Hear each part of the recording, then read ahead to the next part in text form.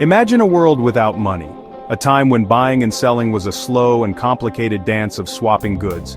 This was the reality for most of ancient history, a system we call barter.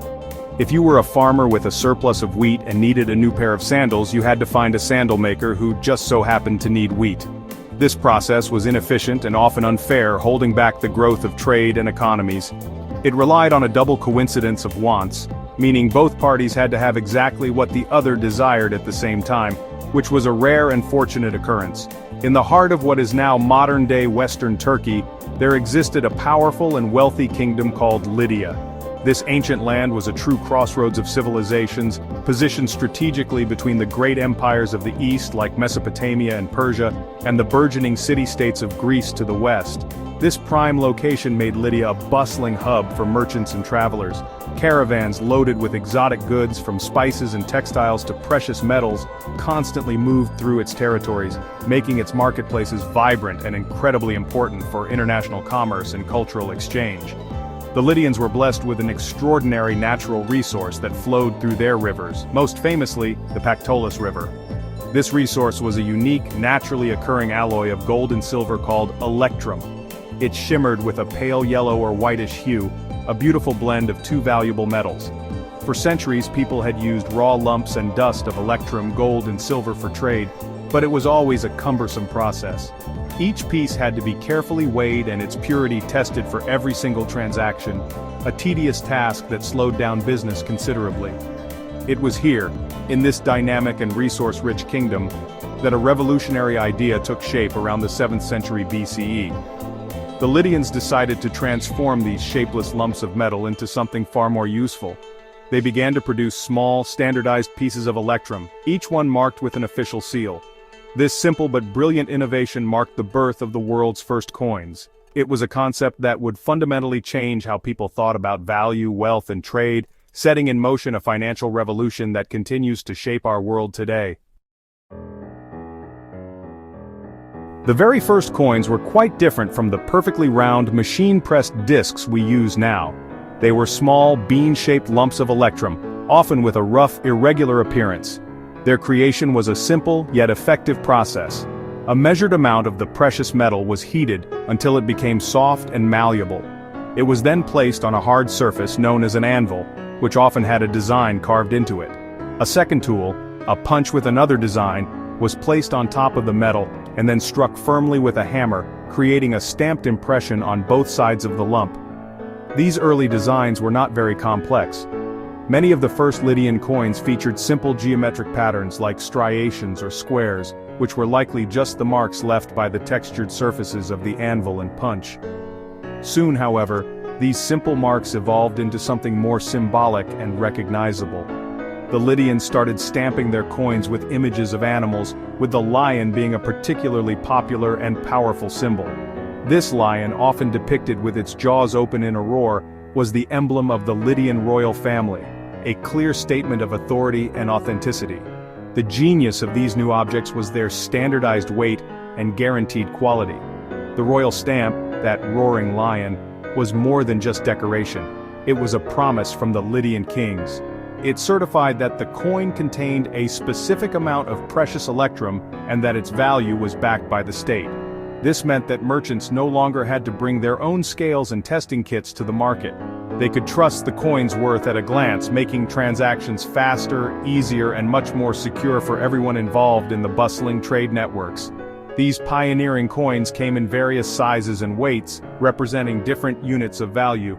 The largest denomination was the stater, which was a standard unit of weight, and smaller fractions like a third, sixth, or even a 24th of a stater were also minted.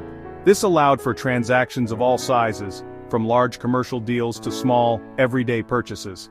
This system of fractional currency was a major advancement, making the economy more flexible and allowing more people, not just wealthy merchants, to participate in the new monetary system that was beginning to blossom. The story of Lydian coinage reaches its most famous chapter with the reign of its last and most legendary king, Croesus, who ruled in the 6th century BCE. His name became so synonymous with immense riches that even today we use the phrase as rich as Croesus to describe someone of fabulous wealth. King Croesus was not content with the natural alloy of electrum, whose gold-to-silver ratio could vary, making its precise value uncertain. He wanted to create a more reliable and sophisticated currency system that would further solidify his kingdom's economic power and prestige. Croesus is credited with introducing a revolutionary monetary reform, the world's first bimetallic currency. He developed a metallurgical technique to separate the gold and silver from the native electrum. This allowed him to issue coins of pure gold and pure silver, a major leap forward in the history of money. These new coins were far superior to the old electrum ones because their value was clear and unambiguous. A gold coin was pure gold, and a silver coin was pure silver. There was no more guesswork about the metal's composition, which created immense confidence in the currency. The design of these new coins also became more refined under Croesus's rule. The most iconic design featured the confronted heads and forelegs of a lion and a bull. This powerful image became the official seal of the Lydian kingdom, a symbol recognized far and wide across the ancient world. The lion represented strength and royalty, while the bull symbolized power and fertility. This emblem was a stamp of royal authority, a guarantee of the coin's purity and weight, issued directly by one of the most powerful monarchs of the age. This new, dependable coinage system supercharged the Lydian economy and its influence. Merchants could now trade with even greater ease and confidence, knowing the exact value of the money they were handling. The pure gold staters of Croesus became a highly sought-after international currency, accepted in markets from Greece to Persia. Unfortunately for Croesus, his vast wealth could not save him from the expanding Persian Empire which conquered Lydia. However, the Persians were so impressed by his monetary system that they adopted it, ensuring that the Lydian invention would not only survive but spread across their vast empire. The invention of coinage was a catalyst for monumental change, signaling the beginning of the end for the cumbersome barter system.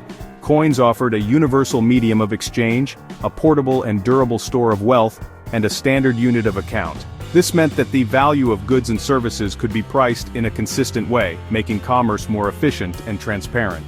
An artisan could sell their pottery for a set number of coins, and then use that money to buy food, tools, or anything else they needed, without having to find someone willing to trade for pottery directly. The idea of coinage was too powerful to remain confined to Lydia. It spread like wildfire across the ancient world.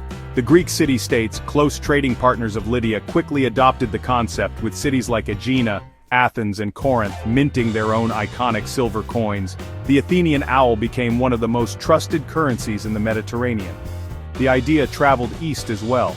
The Persian Empire, after conquering Lydia, created its own famous gold and silver coins, the daric and the siglos, which facilitated trade across their immense territory from India to Egypt.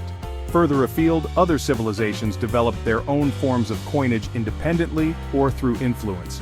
In India, around the 6th century BCE, a system of punch-marked coins emerged. These were irregularly shaped pieces of silver, stamped with various symbols by different local authorities and merchants, representing a unique and decentralized approach to money. Meanwhile, in China, early forms of currency evolved from tool-shaped money like spade and knife money into the more familiar round coins with a square hole in the center, a design that would endure for centuries. Later, the Roman Republic and Empire would master coin production on an industrial scale, using it to pay their soldiers, fund massive construction projects, and project the emperor's image across their vast domain. Ultimately, Lydia's invention of coinage was one of history's most important innovations. It revolutionized trade, allowing for the growth of complex market economies and vast commercial networks. It gave governments a powerful tool to collect taxes, pay for public works, and spread propaganda through the images stamped on